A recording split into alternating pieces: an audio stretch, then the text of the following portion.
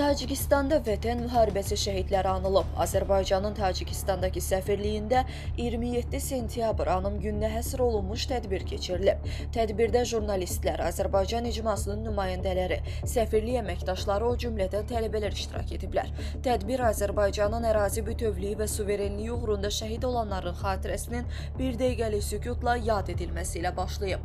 Tədbirdə çıxış edən Azərbaycanın Tacikistandakı səfiri Əli Mirzamin Əsgərov anım günündə Azərbaycanın müstəqilliyi, suverenliyi və ərazi bütövlüyü uğrunda canlarından keçmiş şəhidlərimizin əziz xatirəsinin dərin hörmət və ehtiramla yad edildiyini bildirib.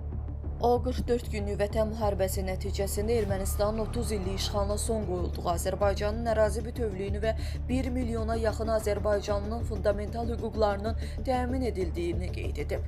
Vətən müharibəsinin və 2023-cü ilin sentyabrında Qarabağda həyata keçirilmiş 23 saatlıq lokal xarakterli antiterror tədbirlərinin beynəlxalq hüquqi və tarixi ədaləti bərpa etdiyini bildirib.